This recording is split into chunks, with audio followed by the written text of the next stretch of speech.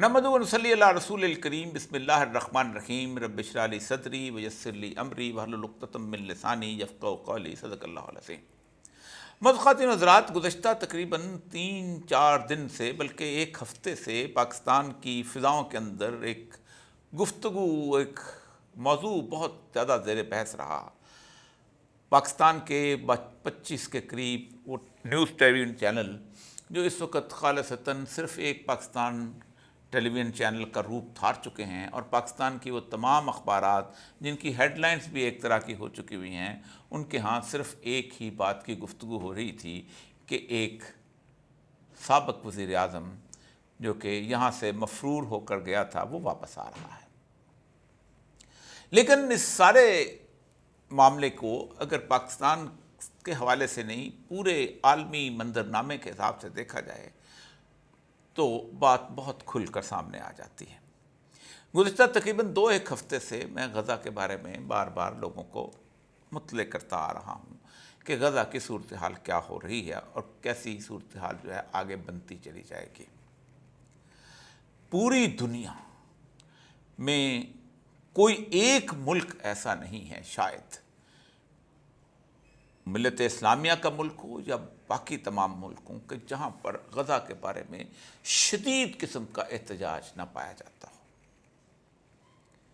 लेकिन वो पाकिस्तान कि जो कभी एक लीड लिया करता था, जैसे ताने सुनते थे हम लोग कि तुम्हें ज़्यादा दर्द उठता है उम्मत मुसलमान का, उस पाकिस्तान में सिवाय 1-2 मजहबी तंजीमों के रैलियां निकालने के अलावा पाकिस्तान की किसी बड़ी सियासी पार्टी ने पाकिस्तान की सड़कों और बाज़ारों पर खड़े होकर आवाम को इकट्ठा नहीं किया कि आओ हमारे भाई जो हैं वो मारे जा रहे हैं। एक बड़ी सियासी पार्टी के कुछ लोग अगर कहीं कारकुनान बाहर निकलते थे तो उनको पुलिस उठा के ले जाती थी। आपने वो वीडियो आम देखी होंगी, फ़लस्तीन जिंदाबाद, इसराइल मुर्दाबाद कहती हुई औरत और पुलिस की ख़वातीन जो थीं वो उसे पकड़ कर ले जा रहे थे। और भी बहुत सारे ऐसी वीडियोस मौजूद हैं कि जो उस सियासी पार्टी के बारे में थे। दूसरे नंबर पर जो सियासी पार्टियां 2 बनती थीं, एक पीपल्स पार्टी और उसके साथ नून लीग। पीपल्स पार्टी को अपना दुख खाया जा रहा है कि इलेक्शंस कहीं और चले जा रहे हैं और उनके लिए अब लेवल प्लेइंग फील्ड नहीं रही और कोई और इस इलेक्शन को अगवा करके ले जा रहा है। जबकि नून लीग जो थी उसकी खुशी देखने के काबिल थी। जिस दिन कम से कम 100 से ज़्यादा बच्चे और औरतें गज़ा की सरज़मीन पर शहीद हुए थे, उस दिन लाहौर शहर के अंदर एक तूफ़ान बदतमीज़ी मचा हुआ था।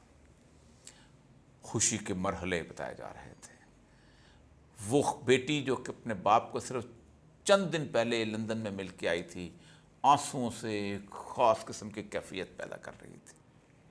रक़्स व सुरूद की महफ़िल जारी थी।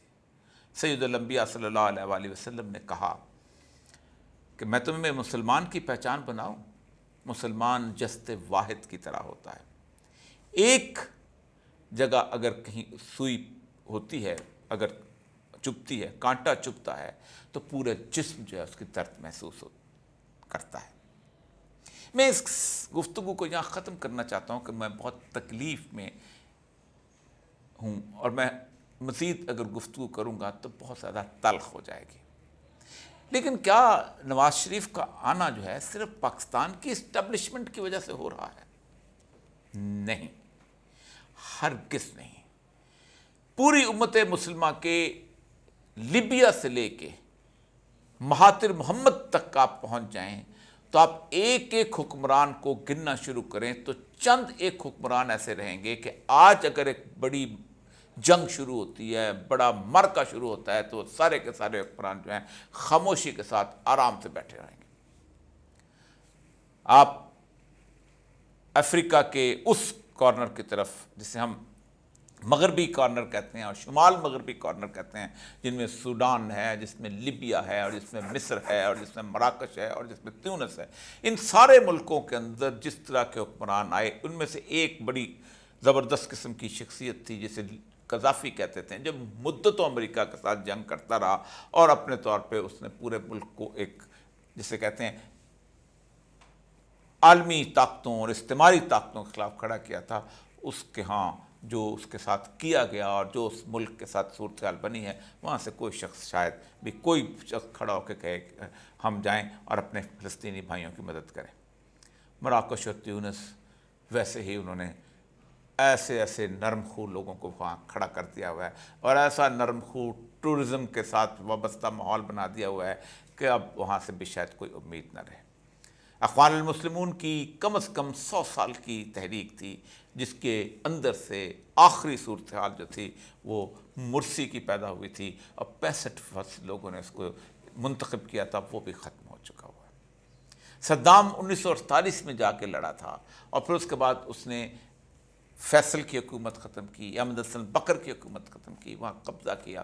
واحد ملک تھا جو کہ فلسطین کے شہداء کے بچوں کو مسلسل وظائف دیا کرتا، آج مکمل طور پہ بے بس کی صورتحال میں ہے۔ وہاں پر حالت یہ ہے کہ ایک منظم ملک کے طور پہ بھی وہ ملک وجود نہیں رکھتا۔ اربیل میں رہنے والے کرد جو ہیں وہ ویزا لے کے عراق بغداد میں آتے ہیں، بغداد والے ویزا لے کے وہاں جاتے ہیں، آپ بغداد میں سوائے صرف ایک ریلیجس ٹورزم کے طور پہ جاتے ہیں۔ شام کے بشار الاسد جو کہ ایک زمانے میں روس کے ساتھ تھا، کمیونزم کی صورتحال تھی، اس کی بھی حالت تقریباً ویسی ہی ہو چکی ہوئی ہے۔ یمن کے حوثی باغی سعودی عرب کے ساتھ تعلقات استوار کر رہے ہیں۔ ایران اور سعودی عرب کے آپس کے ساتھ تعلقات کی وجہ سے اور ابراہیم اکارڈ کو ایسے وہاں بھی ایک خاص قسم کا لیوک وارم قسم کی صورتحال آ چکی ہوئی ہے۔ افغانستان کے طالبان کے چاروں طرف جتنے بھی ملک موجود ہیں وہ ان کو راستہ نہیں دے سکتے، کیونکہ انہوں نے اگر گزر کے جانا ہے تو تاجکستان سے یا ایران سے یا پھر پاکستان سے گزر کے جانا ہے۔ پاکستان کی دفتر خارجہ نے صاف کہہ دیا کہ ہم وہاں تو فوج نہیں بھیجیں گے۔ یہ سارا بندوبست اس لیے ہے ایک بڑی جنگ کا آغاز کیا جائے، اور اس بڑی جنگ کے آغاز کے لیے انہوں نے آج امریکی بحری بیڑے کو الرٹ کر دیا ہے کہ وہ بھی اس جنگ کے اندر داخل ہو جائے۔ مجھے سچی بات یہ ہے کہ مجھے بہت اچھا لگا کہ جب امریکی براہ راست اس جنگ کے اندر ملوث ہوئے۔ 75 سال اسرائیل کے گزرے ہیں، ان 75 سالوں میں تمام جنگیں ہوئی ہیں۔ نہ 1948 میں امریکی وہاں پر آئے ہیں ان کی مدد کے لیے، انہوں نے خود کہا ہم لڑیں گے، امریکیوں نے پیچھے سے اس کو سپورٹ کیا۔ نہ 1967 کی جنگ میں امریکی آئے ہیں، انہوں نے اسلحہ دیا، جہاز دیے، خود سامنے کھل کر سامنے۔ 1973 میں جس جنگ کو سادات نے جیت لیا تھا اس میں بھی وہ سامنے نہیں آئے۔ اس کے بعد میں چھوٹی چھوٹی جتنی بھی جنگیں جھڑپیں، حزب اللہ کے 2006 کی صورتحال ابھی کبھی سامنے نہیں آئے، لیکن اسرائیل کو مکمل طور پہ ہر حوالے سے اس کو سپورٹ کیا۔ اب اس کے آئرن ڈوم ٹوٹنے کے بعد وہ بیچ میں آنا چاہتے ہیں، اور آنا اس لیے چاہتے ہیں کہ وہ سمجھتے یہ ہیں کہ اب اگر اسرائیل لیڈ کر گیا تو پھر ہم کہاں رہ جائیں گے، اور اگر امریکہ آتا ہے تو پھر یورپ کے تمام ممالک بھی اس کے اندر آ جائیں گے۔ دنیا میں اس وقت 2 طاقتیں بن چکی ہوئی ہیں۔ ایک دنیا کے تمام حکمران، خواہ مسلمان ہیں یا کافر ہیں یا یہودی ہیں یا عیسائی ہیں، اور ایک دنیا بھر کے عوام، آسٹریلیا سے لے کے کینیڈا تک اور تیونس سے لے کے انڈونیشیا تک، کوئی مسلمان ملک ہو یا کوئی غیر مسلم ملک ہو، کوئی ایک ملک ایسا نہیں کہ جس ملک کے شہروں کے اندر فلسطینیوں کے حق میں مظاہرے نہ ہو رہے ہیں۔ وہ یہودی جو کبھی اس معاملے کے اندر خاموشی اختیار کر رہے تھے وہ باہر نکلے ہیں، لیکن حیرت کی بات ہے کہ مسلمان باہر نہیں نکل رہے۔ آپ حیران ہوں گے، میں آج حزب اللہ کے حوالے سے لبنان کے ایک مولوی کی اور اردن کے ایک مولوی کی تقریر سن رہا تھا کہ یہ تو بیسیکلی ایک ڈرامہ کی صورتحال بنائی جا رہی ہے، کیونکہ ظاہر بات ہے وہ قرآنوں کے خریدے ہوئے علماء کرام ہیں، اور مجھے وہ سید الانبیاء صلی اللہ علیہ وسلم کی وہ تمام تر حدیثیں سامنے نظر آ رہی ہیں کہ یہ اپنے منطقی انجام کو پہنچ رہے ہیں۔ پاکستان میں قیادت کی تبدیلی ضروری تھی۔ 9/11 دنیا کی تمام قوتیں سمجھتی ہیں کہ امریکہ نے خود کروایا تھا، بلکہ خود امریکہ کی CIA کو بھی اس کا علم نہیں تھا۔ بارہا میں نے جنرل محمود کا وہ واقعہ آپ کے سامنے پیش کیا ہے کہ جنرل محمود جب اس 9/11 کے بعد جارج ٹیننٹ سے ملنے گئے تو گلے ملتے ہوئے جارج ٹیننٹ کے آنسو جو تھے ان کے کندھوں پہ آ گئے تھے.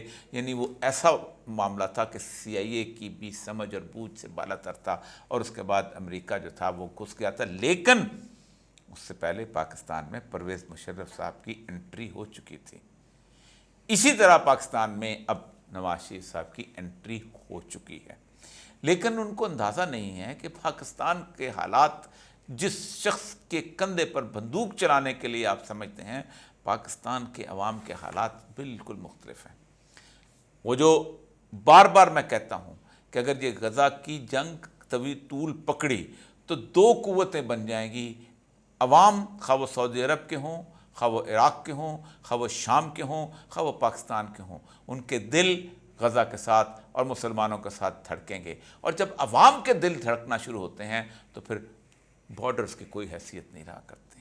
پھر اس کے بعد ہوتا یہی ہے کہ فری فار آل والی صورتحال ہوتی ہے. اور احادیث کی کتابوں کے اندر بھی ہر جگہ یہ چیز ہے کہ یہ جب یہاں سے وہاں چلیں گے نصرت کے لیے تو اس وقت کسی کے کنٹرول میں کوئی چیز نہیں رہے گی. اللہ کرے کہ امریکہ جو ہے داخل ہو. ملا عمر کی ایک بات مجھے اچھی طرح یاد ہے کہ جس وقت آخری مذاکرات ختم ہوئے تو اس کے بعد صرف چند دن وہ رہ گئے تھے. امریکی جو تھے اپنے ڈرونز تو نہیں اس وقت ہوتے تھے, جہازوں کے ساتھ انہوں نے بندوبست ہوا تھا, ابھی حملہ نہیں ہوا تھا. تو ملا عمر نے ایک تو سفارتکار اور کچھ اور لوگ ان کے درمیان کھڑے ہو کے کہا تھا کہ ہم آسمان پر امریکہ کا مقابلہ نہیں کر سکتے. ہم اللہ سے دعا کرتے ہیں کہ پاؤں پاؤں چلتا ہوا یہ افغانستان میں داخل ہو جائے, پھر ہم اس سے نپٹ لیں گے. امریکہ پاؤں پاؤں چلتا ہوا اسرائیل میں داخل ہو رہا ہے, اور اسرائیل کے صہیونی امریکہ کے ساتھ ہیں. یہ وہ جنگ ہے کہ جس جنگ کا نکارہ بچ چکا ہے, اور میرا ملک اس جنگ کے اندر یوں تو خاموش ہے, لیکن اس خاموشی کی سزا ایک ایسی انارکی کے اندر بھگتنے والا ہے کہ جس کا خوف بھی مجھے لرزا دیتا ہے. بار بار کہا, اہل نظر نے کہا ہے, ان قوم کو, اس کے حکمرانوں کو صرف جنوری تک کی مہلت ہے, اور شاید جنوری تک یہ محاذ اتنا گرم ہو جائے کہ پھر سنبھالا نہ جا سکے. سرخرو وہی ہوں گے کہ جو اللہ کے راستے پہ نکلیں گے. سرخرو وہی ہوں گے کہ جنہیں اللہ کے رسول کی بشارتیں موجود ہوں گی. سرخرو وہی ہوں گے کہ جب آپ نے کہا اگر تمہیں کہیں پر دیکھنا ہو کہ کہاں قیامت تک جہاد ہو رہا ہے تو فلسطین کے ارد گرد ہوگا. ہمارا زوال کا وقت آ چکا ہوا ہے.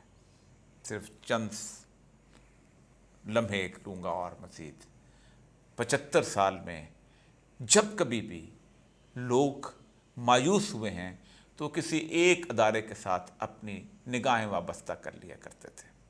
وہ سمجھتے تھے کہ سیاستدان غلط ہیں تو بیوروکریسی جو ہے وہ ہمارے لیے اچھا ہے. بیوروکریسی کے ڈپٹی کمشنر ہمارے ساتھ بہتر ہیں. ذوالفقار علی بھٹو جب 1970 میں الیکشن جیتنے کے بعد جب وزیر اعظم بنے تو ٹھٹھا گئے تھے, تو ٹھٹھا میں لوگوں نے سے پوچھا نہیں کوئی فرمائش, تو انہوں نے کہا آغا شاہی کو دوبارہ ڈپٹی کمشنر لگا دیں. پھر وہ ادارہ تباہ و برباد ہو گیا. پھر اس کے بعد لوگ فوج کے ساتھ اپنی زندگیاں وابستہ کر لیتے تھے, یہ آئیں گے تو کوئی حالات بہتر ہوں گے.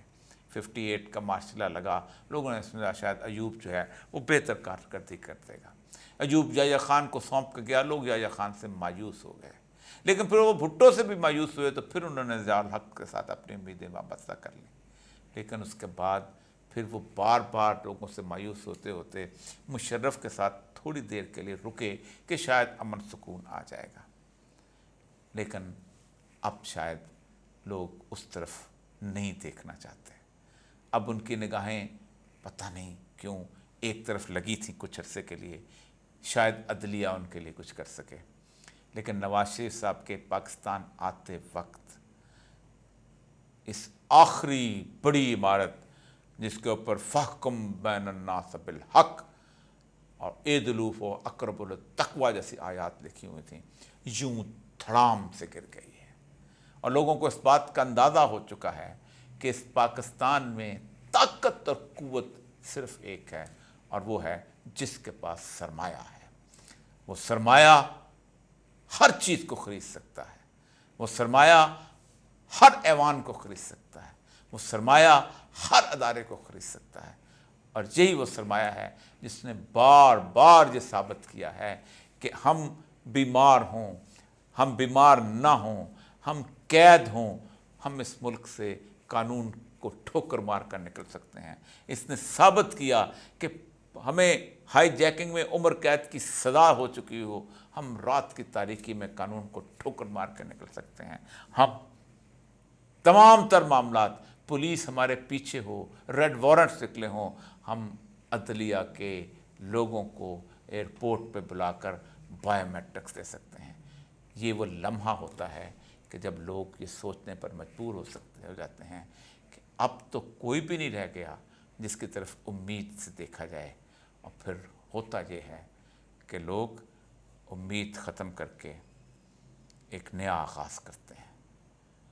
اقبال نے رومی کا شعر لکھا تھا، کہتے تھے یہ میرے سوال کا جواب ہے کہ ہر بنائے کوہنا کا باداں کند، اولاں بنیاد راں ویراں کند۔ اگر تم چاہتے ہو کہ کسی اس عمارت کو نئی تعمیر کیا جائے تو پہلے اس کی بنیاد کو تباہ و برباد کرو، پہلے اس عمارت کو گرا دو۔ یہ عمارت گرنے والی ہے، اور انشاءاللہ اس پر ایک نئی عمارت ضرور تعمیر ہوگی، اور وہ عمارت ہوگی کہ جو عمارت پوری امت مسلمہ کے اندر غزہ کے مسلمانوں کے ساتھ دھڑکتی ہوگی۔